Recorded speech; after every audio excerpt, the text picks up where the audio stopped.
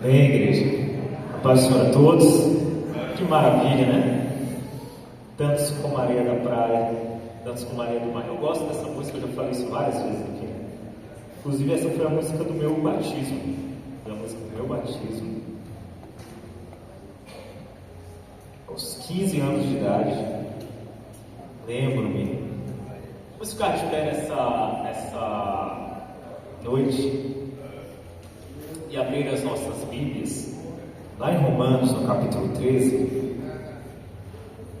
Romanos, capítulo 13.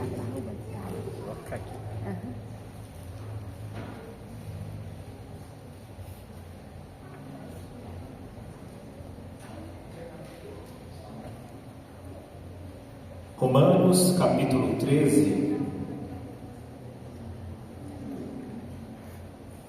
versículo 8. Romanos, capítulo 13, versículo 8.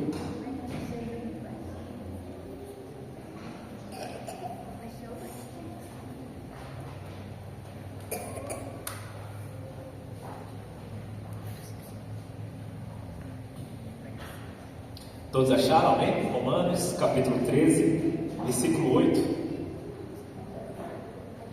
Vamos ler juntos? Amém? Paulo escrevendo, ele diz assim, a ninguém devais coisa alguma, a não ser o amor com que vos ameis uns aos outros, porque quem ama aos outros cumpriu a lei. Com efeito, não adulterarás, não matarás, não furtarás, não darás falso testemunho, não cobiçarás, e se há algum outro mandamento, nesta palavra se resume: amarás a teu próximo como a ti mesmo. O amor não faz mal ao próximo, de sorte que o cumprimento da lei é o amor. Amém? Feche os teus olhos essa noite. Vamos orar ao Senhor, entregar as nossas vidas diante dele. Senhor, quero te agradecer mais uma vez nesta noite, Senhor, pela presença que tu tens feito aqui em nosso meio, tu tens mostrado e revelado aqui em nosso meio, através dos cânticos maravilhosos, da alegria, Senhor, que nos permeia. Meu Deus, de todo esse Espírito maravilhoso que nós podemos contemplar através da ligação que nós temos uns com os outros na Tua graça, Senhor. Eu te peço mais uma vez e apresento a Tua igreja diante de Ti, para que nós possamos, Senhor, cumprir a Tua lei enquanto vivemos o amor que o Senhor manifestou a cada um de nós e a toda a Tua igreja. Senhor, que nós possamos ser impulsionados por esse amor. Que onde há frieza, que onde há, Senhor, aquele que está cambaleante, que ele possa compreender que o amor que vem de Ti é aquilo que nos fortalece para continuarmos a caminhar, Senhor. Meu Deus, muitos que se sentem fracos, muitos que se sentem muitas das vezes, Senhor, cambaleantes, revela a cada um deles que na verdade foi o cambaleante que foi chamado, foi o fraco que foi chamado, foi o ocupado que foi chamado.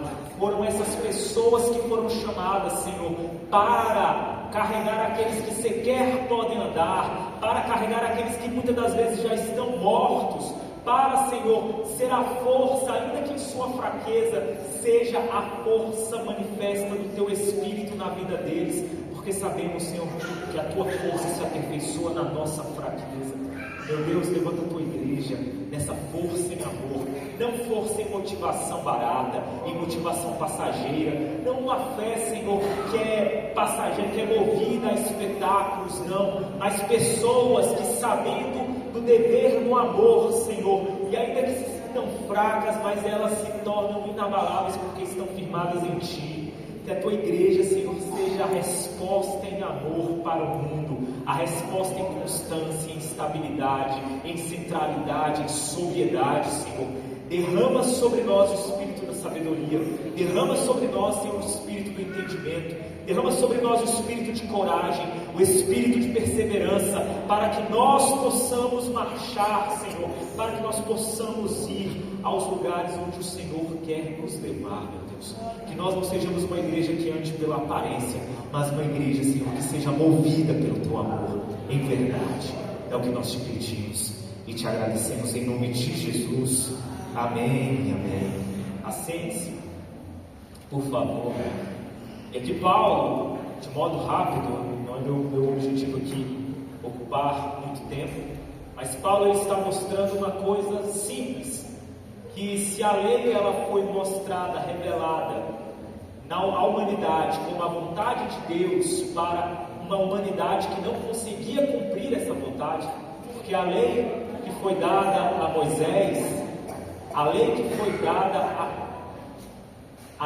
dada a Moisés, ela é a referência, o dever de Deus mostrado, manifestado para uma humanidade que não podia caminhar de acordo com esse desígnio.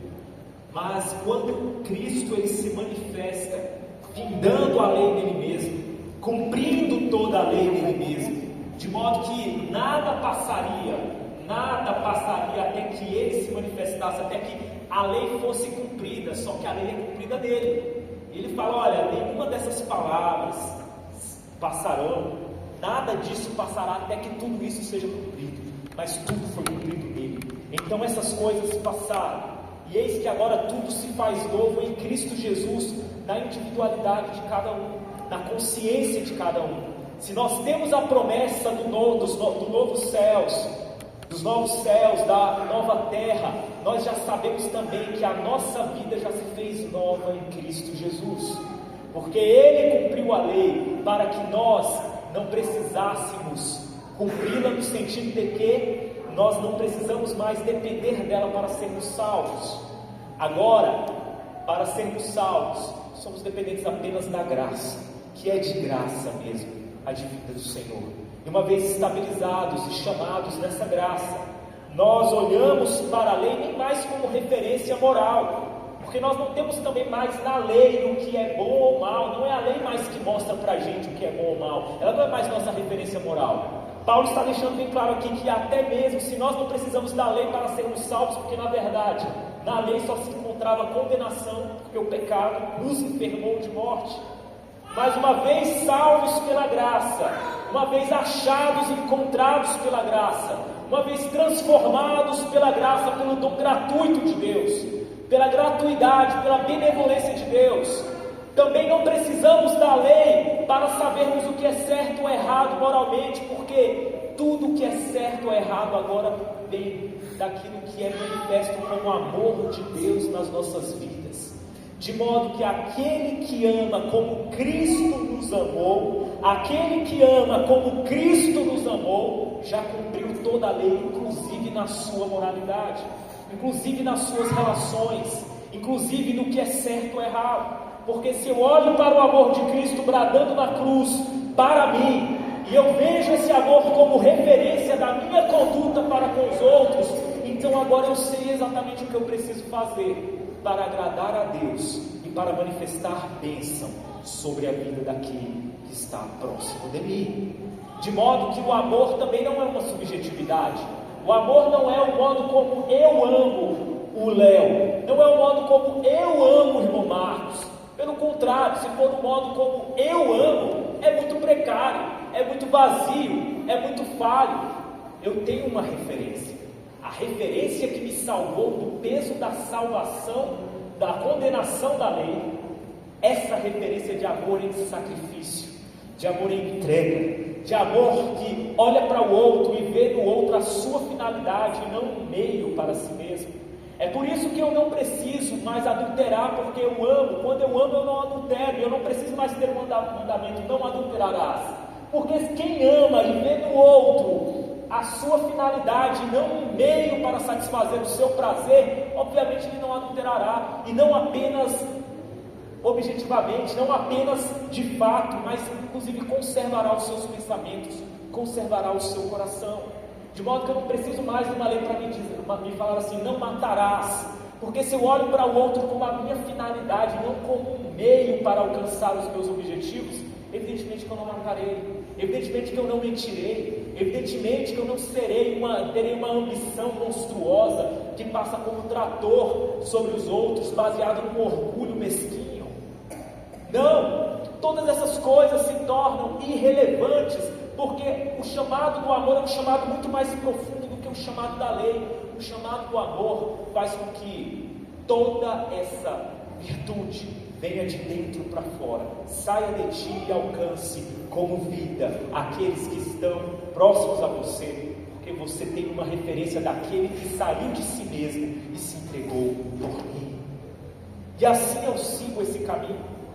É isso que Paulo está falando.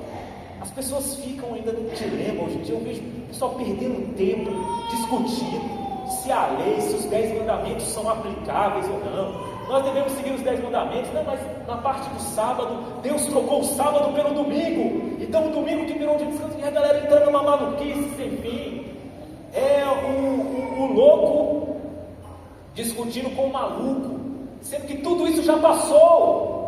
Quando a gente olha Atos dos Apóstolos mesmo, eles falam, não, mas eles continuavam se reunindo no sábado, não, mas eles também se reuniam no domingo. E você vai ver exemplos, por exemplo, em Atos, que eles se reuniam inclusive qualquer dia da semana, quando dava. A verdade é que a lei, ela que só produzia morte e condenação, ela perdeu o seu efeito em Cristo, que me salvou pela graça. E também a lei em seu efeito moral não tem mais aplicação sobre mim, porque toda a lei é cumprida quando eu amo, de modo que se eu tenho o amor de Cristo como referência para o meu amor em relação a todos, a lei está totalmente cumprida nisso. E não há mais discussões, não há mais deliberações, não há mais dias, não há mais filosofias, não há mais tradições, não há mais costumes, não há mais discussões vãs que simplesmente tentam justificar ou sair da finalidade, que é o servir, que é o se entregar em sacrifício, substituindo isso por discussões, porque é muito mais fácil você discutir sobre o que é certo ou errado, do que viver o que é certo ou errado. É muito mais fácil você teologizar sobre o que deveria ser, do que ser de verdade. Nós, na graça, não somos mais chamados para um dever ser, nós somos. A lei é um dever ser, eu devo ser assim, eu devo ser daquele jeito, daquele outro jeito.